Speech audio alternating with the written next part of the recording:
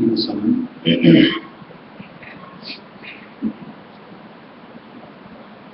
लगभग सबकी सोच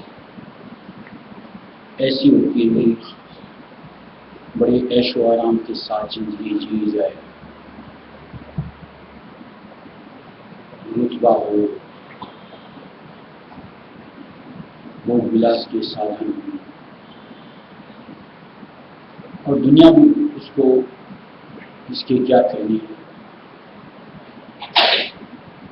काश हमें भी ऐसा हासिल हो, सोच रखती। लेकिन संतों ने जैसा भजनावली में अपन एक भजन पढ़ते हैं उसमें कड़ी आती है कि बह बह मरो बैल की नाई सोए।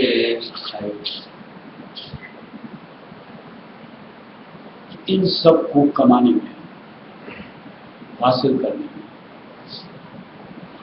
जैसे एक बैल को जोता जाता है, रात दिन दौड़ता है, चलता है, हासिल क्या होता है?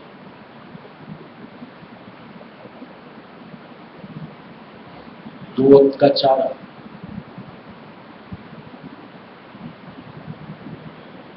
ऐसे इंसान को क्या मिलता है जो सिर्फ इनके निमित्त अपनी जिंदगी लगाते हैं?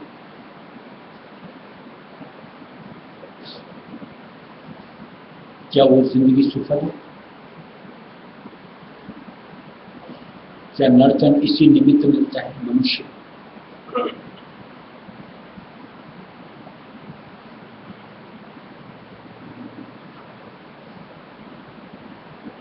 नर्तन की कीमत इसी के अनुरूप आंकनी चाहिए, यानी भौतिकता के साथ, माया के पदार्थों के साथ किसके पास कितना, उस नजर से देखने वाले क्या सही है? या उस चीज की कामना रखते हैं, क्या वो सही?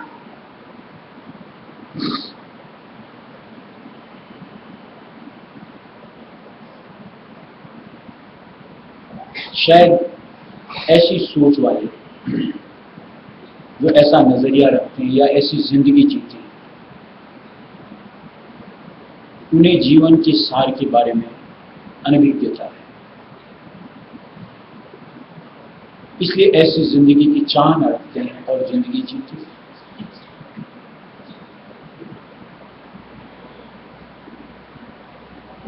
कहीं बड़भागी जीव कोई ऐसा हो जिसको संतों की शरण मिले, सत्संग के साधन से जीवन का सार समझ में आवे कि नर्तन किस निमित्त मालिक ने बख्शा है और हमें किस निमित्त काम में लेना चाहिए।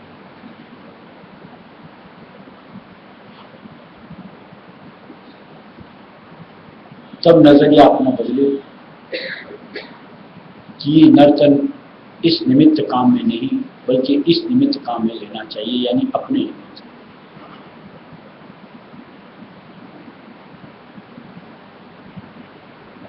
नर्तन पा करके अगर परमार्थ को प्राथमिकता दी, जीवन के सार को समझा, तो नरदेव को सफल किया। ये भौतिकता कम और बेसी किसी के पास जितनी भी प्रारब्ध के हिसाब से कोई मायने नहीं रखती।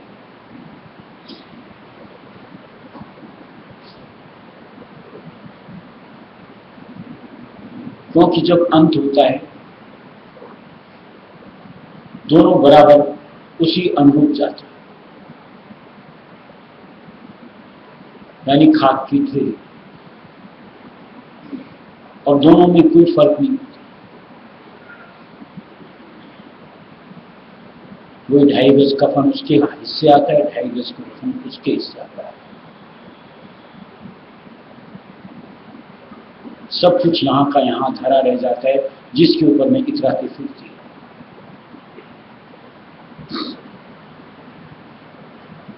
एक किस्सा पढ़ा था, बड़ा दिल को छुआ, अच्छा। ऐसे एक इंसान था, भ्रमण पे निकला हुआ था। करते करते अचानक एक गांव के पास से गुजर रहा था, तो शमशान के पास से गुजरा, तो वहां उसकी नजर पड़ी, तख्तियां लगी हुई थी, जिसने भी देह त्याग करी उनके ऊपर कि इसकी आयु इतने महीने, इसकी आयु इतने दिन, और कुछ की आयु में वर्षों का उल्लेख था कि 2 साल, 5 साल, 10 साल। बड़ा ताज्जुब हुआ कि क्या इस गांव के लोग जीवन इतने छोटा है इनके, यहाँ कोई दीर्घायु होता ही नहीं। जिज्ञासा हो गई और उसने मर्म को जानने के लिए कुछ दिन वहां गांव में डेरा करने का मन बनाया। कुछ दिन के बाद में उसके मन में विचार आ गया कि यहाँ तो सबकी अल्पायु होती है, और मैं भी अगर यहाँ ज्यादा दिन टिका तो मेरी भी रवानगी हो जाएगी। वो जवान जाने के लिए आतुर, गाँव में देखा है कहीं हमारी आव भगत में कमी रह गई, इसलिए जा रहा है। कारण पूछना चाहिए कि कोई आपको कोई ना दिक्कत हो रही है, क्यों जाना चाहे। तो उसने अपने मन की बात बताई कि मैंने ऐसा शमशान में देखा था कि कोई चंद दिनों के लिए, कोई चंद घंटों के लिए, कोई चंद वर्षों के लिए मेरे मन में मैं भी यहाँ अगर रहूं तो मेरे को भी यहाँ से जीवन से जल्दी हाथ धोना पड़ेगा। तो उसी किसी ने, बुजुर्ग ने उससे कहा, आपने वो तो पढ़ लिया, आप कुछ दिन जो यहाँ रहे हो आपको दिखता नहीं हम में से बुजुर्ग भी हैं यहाँ पर, 70, 80, 90 की भी है यहाँ पर, आपकी बात में ऐसा कैसे मन बना लिया। तो उन्होंने उसको भेद बताया कि हम लोगों ने गांव में ऐसा प्रचलन किया हुआ है कि सब अपनी अपनी जीवनी के हिसाब से डायरी बनाते हैं, और सब उसमें अपने दिन का जो भी होता है उसका उल्लेख करते हैं। दिन में जितने पल ईश्वर की शरण में अपने आप को जोड़ा, उतने पल का उल्लेख उस डायरी में होता है। जितने घंटे कह पल कह, और जब वो देह त्याग करता है तो हम उसकी डायरी से वो पल का हिसाब करते हैं, और जितने पल उसने मालिक की शरण के निमित्त लगाए, ईश्वर भक्ति के निमित्त, वही उसकी असली आयु होती है, जो उसकी अपनी होती है, और उसको वहां पे अंकित कर देते हैं। जीवन का सार ये कि जो वक्त सत्संग में, मालिक की याद में, मालिक की सेवा में, भजन बंदगी में जुड़ा, वही तो अपना हुआ, बात बाकी तो गमाया ही गमाया। उसका उल्लेख का क्या? आज कोई मान लो 100 का भी होता है, लेकिन अगर मालिक के नाम से अपने आप को दूर रखा है, तो क्या 100 साल की आयु काम की? वही अगर मान लो अगर कोई 20-30 का होकर के भी चला जाता है और उसने पूरी लगन के साथ मालिक की भक्ति करी, तो जिंदगी किसकी अच्छी है? सत्संग का उल्लेख, सत्संग का सार तो जो हम लोगों को मालिक की दया से यही है कि अपने निमित्त हम उसको किस अनुरूप काम में लेते हैं, वही समय अपना। बात बाकी तो जैसा दिया बह बह मरियो बैल की ना, बाद बाकी तो पशु समान जिंदगी गंवा देती है बेगार करते करते, और वो उल्लेख की कोई चीज भी नहीं होती कि जिसका वर्णन किया जाए। लोग बाग उसका स्वार्थ के साथ उल्लेख करते हैं कि कितने उसने गृहस्थ के लिए कितने अपनी जिम्मेदारी लगाई, कितना कुछ छोड़ के गया। लोग तो उसका आकलन करते हैं, और जो नहीं छोड़ के जाता गालियां देते रहते पीछे से, चाहे वो बेचारा मरने वाला रवाना हो गया तो कुछ नहीं छोड़ के गया, सारी जिंदगी सबको परेशान है। ऐसे ऐसे कथन सुनने को मिलेगा।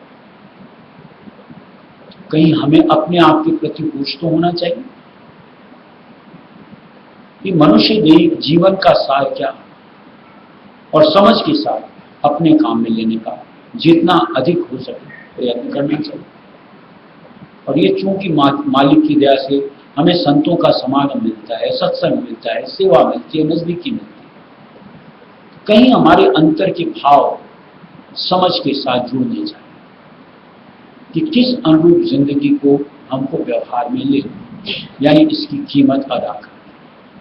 और जो ऐसा अपनी कीमत को समझ करके इसको व्यवहार में लेता है वही समझदार, और उसी का उल्लेख करने की दुनिया में देख लो जितने भी संत महात्मा होते हैं उनके जो जीवन की जितनी कथाएं सुनने को मिलती हैं, किस अनुरूप लोग श्रद्धा का साथ में उन चीजों का उल्लेख करते हैं, क्योंकि वही एक साथ होता है। निज कर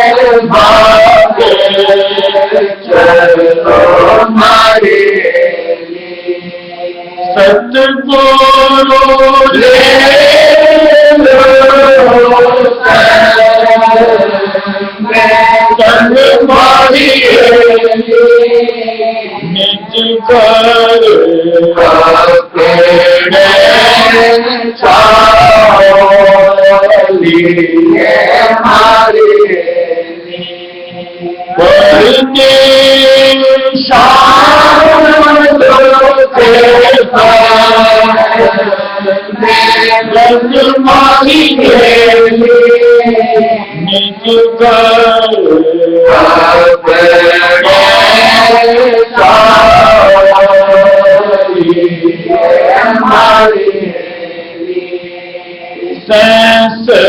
कंवल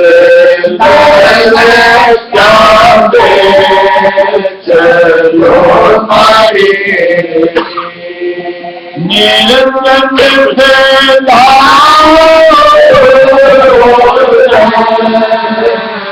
जग मारी जैसे कंवल क्या चलो मारी निरंजन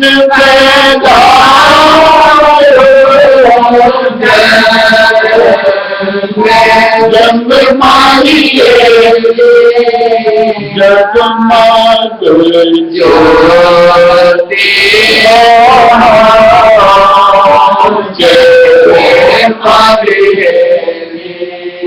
जोगी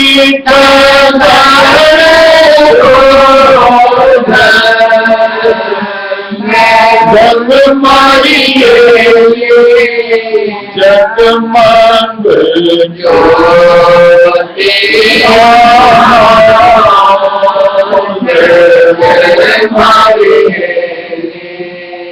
जोगी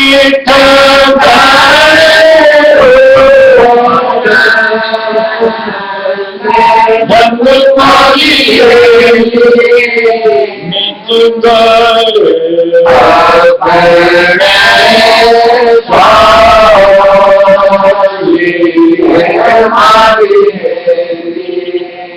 बरते शाम जग मारिए निज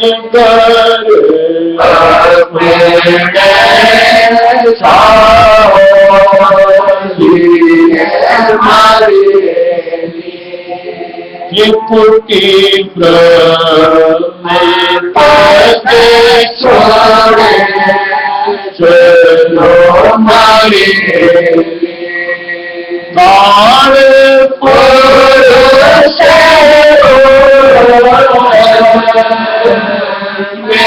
अंग मारिए कुटी ब्रह्म पद छोड़े चलो मारिए काल पुरुष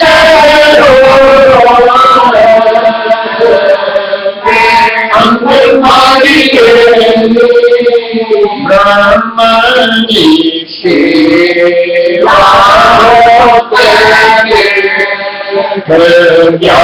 मारिए सूक्ष्म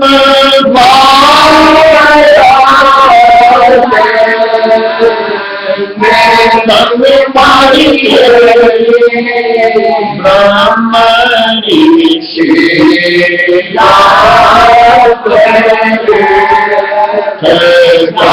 मारिए सूक्ष्म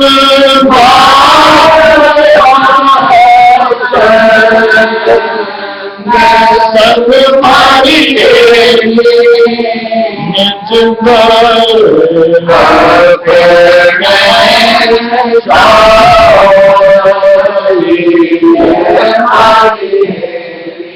बरते शाम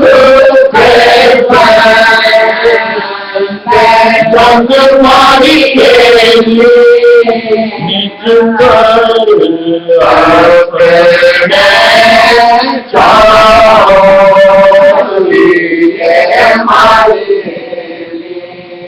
पार पद जागे चलो मारिए शुद्ध माया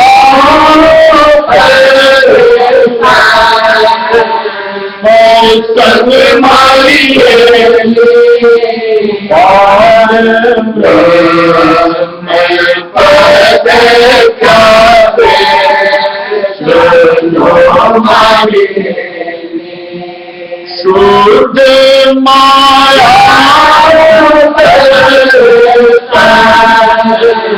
पर संग मारिए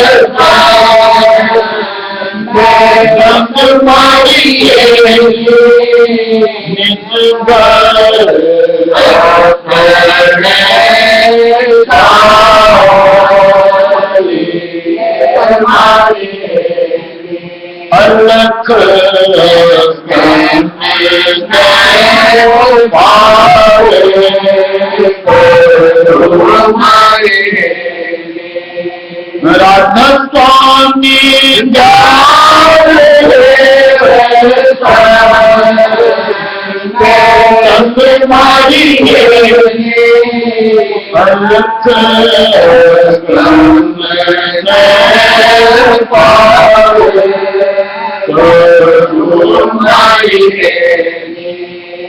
राधा स्वामी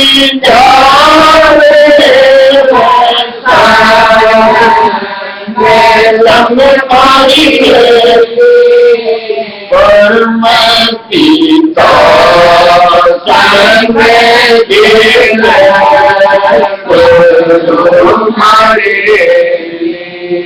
नो तो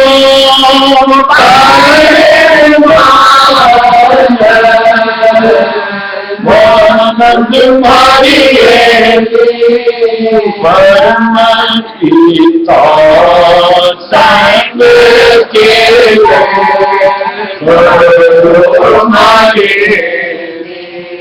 नो तो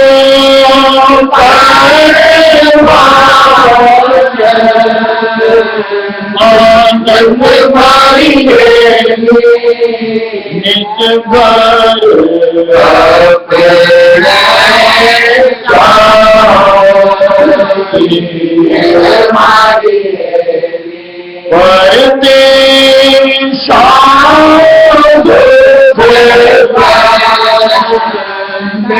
धन मारी निज घर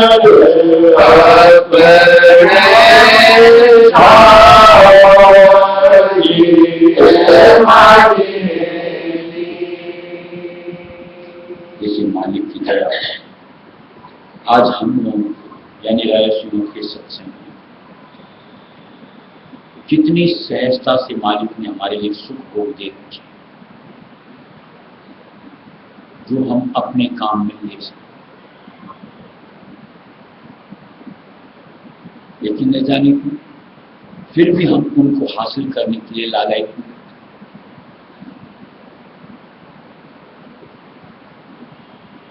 बल्कि उल्टा दुख भोग के लिए प्रयत्नशील है। सब मालिक ने ऐसा नहीं संत बताया में किसी चीज को छिपा छिपा करके हमें समझाया और बुझाया। वेरी क्लियर, एकदम साफ साफ ये सुख है और ये दुख है, इधर बढ़ो तो सुख पाओ, इधर बढ़ो। कदम हमारे किधर बढ़ने चाहिए, इतनी समझ तो हमें आनी चाहिए। सत्संग अगर अपने आप को कहते हैं कि ये दुनिया की राह हमारे लायक नहीं, हमारे लिए परमार्थ का रास्ता अनुकूल है। दुनिया की राह पे जब जब जितनी जरूरत उतने अपने आप को डालू, वापस सिमट करके वापस मालिक की शरण में अपने आप को जोड़। क्या हमें अपने लिए उचित नहीं लगता? क्या इतने से हमारी गृहस्थी जिंदगी चलेगी नहीं?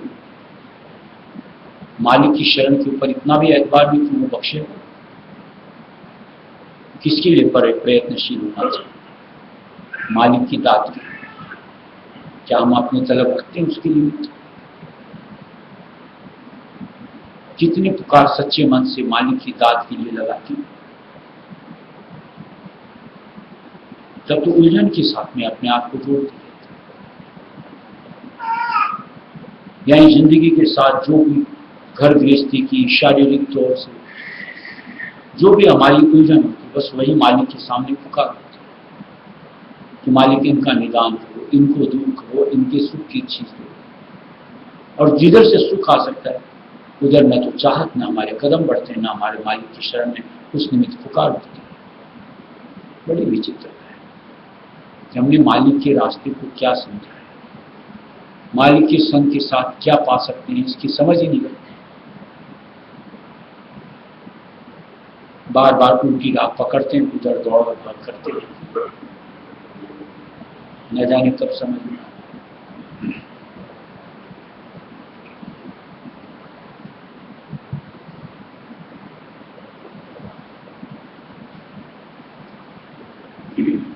स्वामी मन मेरा है भ्रमरधारी, माया की गंध इसने धारी।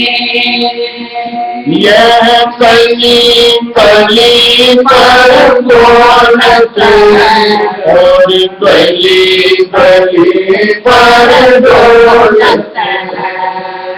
स्वामी मन मेरा भ्रमरधारी, माया की गंध इसने धारी। यह कली कली पर बोलत और कली कली पर बोलत।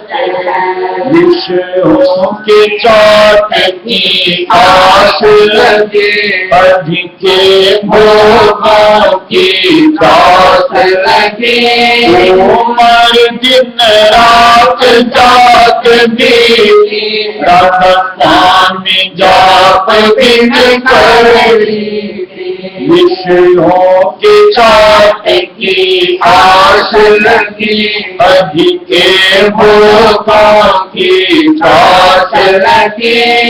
उम्र दिन रात जात बीती, राधा स्वामी जाप बिन करली। दे अंतर गिरधारा, जो बैठी है तेरे द्वारा। सब चंचल मनोरुक जाए, नहीं और बात कोई ऐसाए। ये अंतर गिरधारा, जो बैठी है तेरे द्वारा। चंचल मनोरुक जाए, नहीं और बात कोई जाए। संकुट हो जाए तुम माए, छिप जाए तेरे पद्मों माए। बिन तेरे और नहीं जाए, राधा स्वामी तुम्हें में समा जाए। संकुट हो जाए तुम माए, छिप जाए तेरे पद्मों माए। बिन तेरे और नहीं जाए, राधा स्वामी तुम्हें समा जाए। स्वामी मन है पतंगा माया के, गिरता है नस काया पे। जड़ सामानों के उभा जाता, एक स्थिर ये रहता। स्वामी मन है पतंगा माया पे, गिरता है नस काया पे।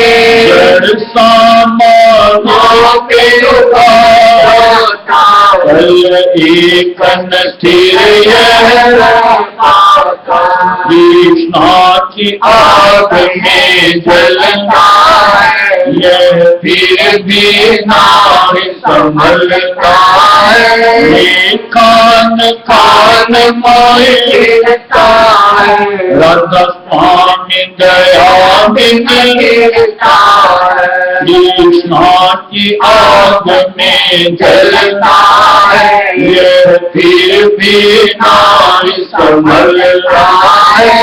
ये खान खान में गिरता है, राधा स्वामी दया बिन गिरता है। सतगुरु ने दया भक्त की, यह कला खाक जैसी नटकी। दिन रात भरत कर मन मटकी, नहीं अपने आप जाके भटकी।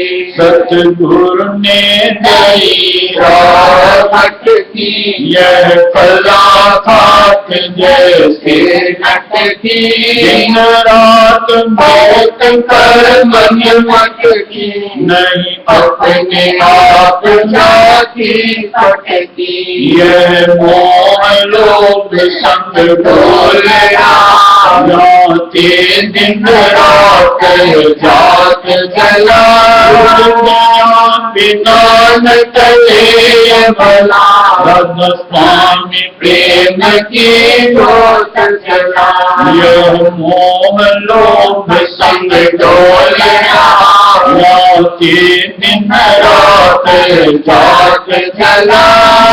गया बिना न चले भला, राधा स्वामी प्रेम की जोत जला। भक्त अंतर प्रगटे सतगुरु लागे सच्चा प्यारा। जावे उन पे बलिहारा, दर्शन बिन के पारा।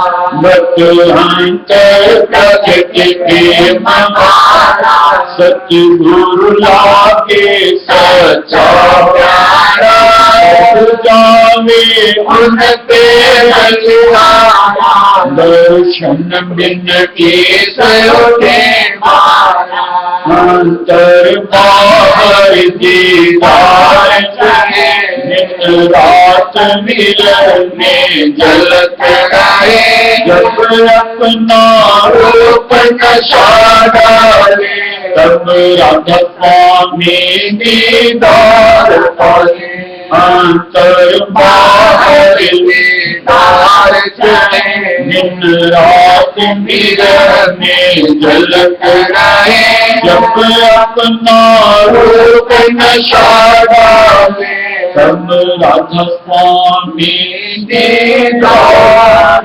पाए।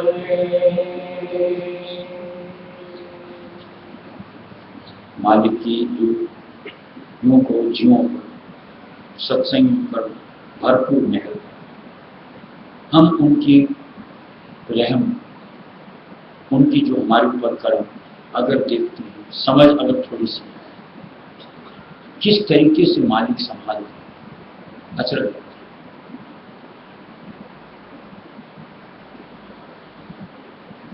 क्योंकि हम लोग जब अपनी जिंदगी के रूप को देखते हैं, रहने को देखते हैं, लगता ही नहीं हम उसके काबिल होते। किस किस तरीके से मालिक कब कब संभाल नहीं करता, भरपूर मेहर दया कर बरसती। अगर उसको लग पाए, अपने आप हमारे मन की सोच परमार्थ के साथ जुड़ती, कदम मालिक की तरफ अपने आप बढ़ते चले रफ्तार के साथ।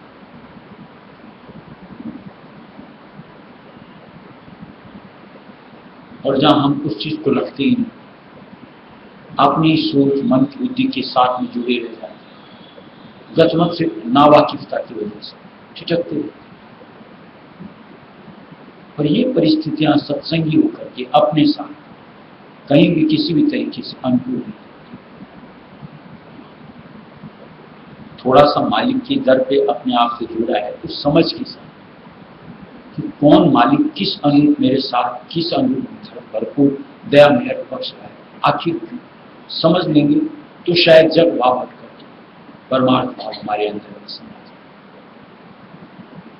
और जिस पल ऐसा होगा उसके बाद देखिए हर वक्त मालिक की कर्तव्य लीला साफ नजर आएगी अपने कि कैसे मालिक यहां से उबार रहा है, निकाल रहा है। नहीं समझो तब तक गिले शिकवे चालू रहते हैं, ऐसा क्यों, वैसा क्यों, ये क्यों, वो क्यों। पर इसमें कहीं ना कहीं अपने साथ में दुखी उलझ जाए और उस फंद से निकलना बड़ा राधा